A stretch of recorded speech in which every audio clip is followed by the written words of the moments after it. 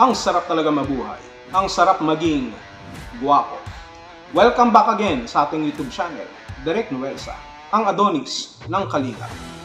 Grabe yung napanood natin dito sa panayam ni Makagago kay The Kings o ang nag-i-impersonate kay FPJ at kay Romy Diaz. Siya po ay si Mr. Erwin Siar. Animal tong hindot na daking niya na to, itong Erwin Siar na to. Puta. Ikaw animal ka, ikaw ang original na budol o kininam. Ha? O kininam, pinirahan mo yung mga supporter ko. Tarantado ka, minuto. Oo, di ba?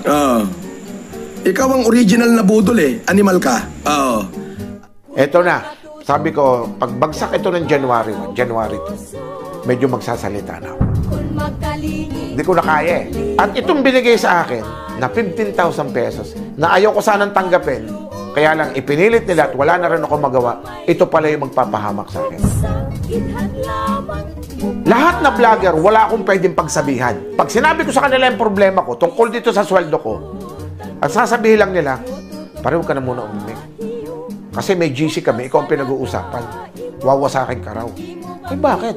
Ewan ko, yun ang utos sa taas Sabi ko nga sa'yo, lahat ng dumikit kay Norman Mangusin, ang buhay, lumulubog. Isa ang katwiran ko dyan. Itong taong itong tinutulungan nyo, kayo na nga ang gumastos, nagpapakatanga pa kayo. Pag nanalo itong taong ito, nanakawan ang buong Pilipino. Alam mo, sa totoo lang, in fairness sa kanya, kasi lahat ng tao na walang alam, pwedeng iboto yan. Pwedeng pumasok yan. Pag nakapasok yan, sigurado, isa sa magiging mandarambong yan. Hayop yan. Demonyo yan. Napakaraming pinahirapan tao. Ako, kaya ko nasasabi, hindi naman sa nangyari sa akin. Kilala ko lahat at alam ko ang mga pinaggagawa ng demonyong yan. At kung matatandaan ninyo, kahit ako mismo, nung mga oras ng pandemya, napapanood ko itong si Romy Diaz, na si Erwin Siar, na gumaganon. Masayang-masaya tayo, napapanood natin siya. Sapagkat puro kasiyahan lamang ang ibinibigay niya. Dahil nagustuhan ni FLM ang ginagawa ni The Kings, kinuha niya itong stop. At itong pagkakataon na ito, ang simula pala ng pagbagsak ng isang Erwin Siar o isang Romy Diaz na kinagiliwan natin ang karakter nung panahon ng pandemya sa komunidad ni Francis Leo Marcos.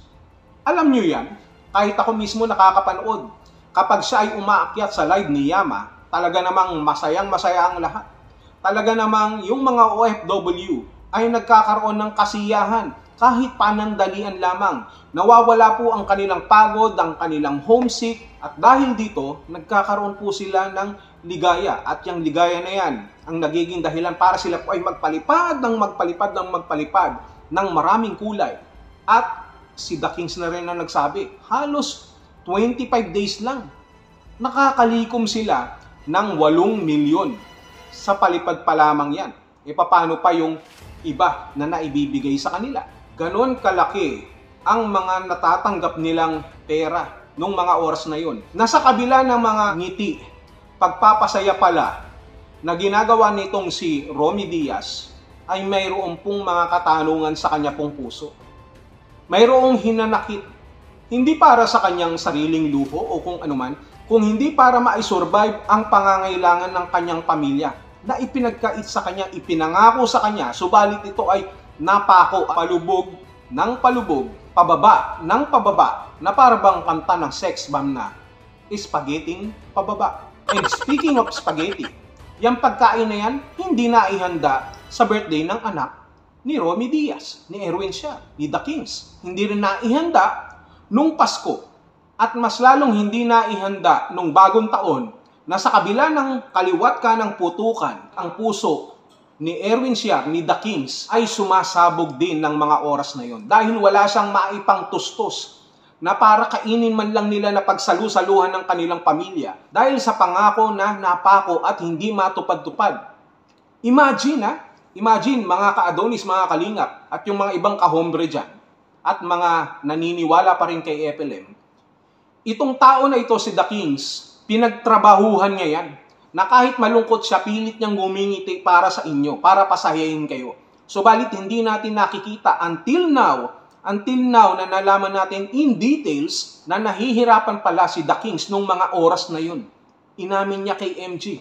Hindi niya masabi sa kanyang pamilya sapagkat mayroon siyang pride na maraming beses na siya pinagsasabihan na tumigil, subalit hindi pa rin siya sumusuko, hoping na matatanggap niya yung pinaghirapan niya, yung pinagpaguran niya. Hinihintay niya yung kanyang sahod na ipinangako sa kanya. Imagine hindi ito hiningi. Kinuha siya, mayroon siyang ibang ginagawa dati, subalit ginawa siyang staff, ginawa siyang tagapagpasaya ng mga naniniwala kay FLM, subalit ang napala niya ay wala. Nasisi pa siya at bumagsak po ang kanya pong buhay kasama ng kanyang pamilya. Siguro, nung mga oras na yon, okay lang sana kung sarili niya lang ang babagsak, subalit mas masakit para sa kanya na wala siyang maiuuwi na kahit na ano, na pera o panggastos, pangkain na pangangailangan ng pamilya niya. At ito ang hindi niya matiis. Ito ang ikinalulungkot niya, na kahit siya ay nakangiti habang nasa live, pero pag uwi niya, wala po siyang napapala. Dahil po ito sa kagagawan ni Francis Leo Mangusin, ng sinasabi ninyong trilyonaryo. Maraming nagtiwala, subalit ang lahat ng pagtitiwala na ito sa ngayon ay isang bula na lamang dahil sa isang bulaang humanitarian person na kagaya ni Norman Gusgusin. Marami ang naniniwala hanggang ngayon. Sinasabi nila na okay lang yan, nagbigay naman. Pero ang tanong dito, galing ba sa puso kung mayroon mang ibinigay? At ano ang kanyang tunay na motibo, ang tunay na purpose? Kung bakit niya binigay ito. Baka mas malaki kasi ang kabig pag nagkataon. At hindi nga tayo nagkakamali sapagkat ganun nga ang nangyayari. Na nagiging front lamang yung humanitarian na ito para sa kanyang sariling kapakanan. Yan ang totoo. Sa ganang atin, hindi baling magutom tayo na mawalan na lahat tayo ng kakainin, ng gagamitin, na lahat ng pangangailangan natin, pangunahing pangangailangan natin sa buhay natin, basta nasa maayos na paraan.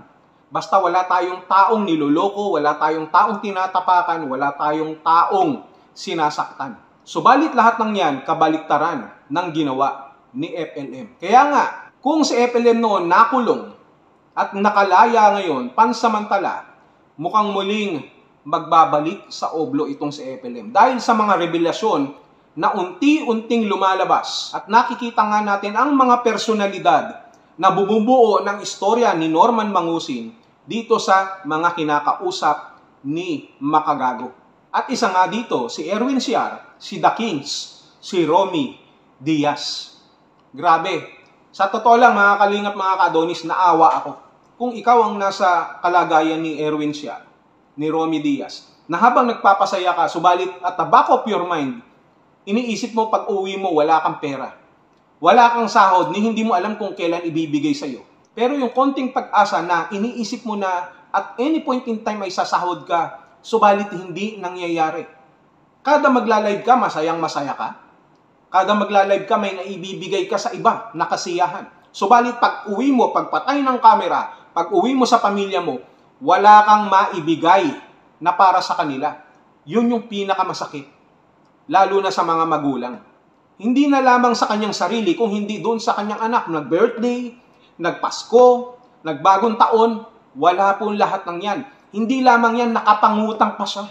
Nakapangutang. Puro pangako na alam naman natin na hindi makakain at hindi makakabuhay ng pamilya. Yung mga pangako na yan na hindi natutupad. At walang balak to pa rin sapagkat ito ngang si Norman Mangusin ay patuloy na niloloko itong si Romy Diaz.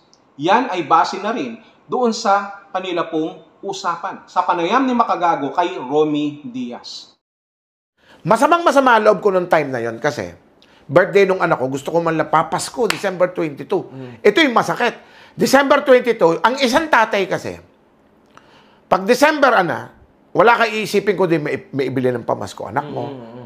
Regalo. Mabigyan mo ng sapatos. Man lang, birthday pa nung anak ko. Oo, so doble dapat. Sabi ko nga, okay, December na to, 3 buwan na. Hindi pa ako na sumasweldo.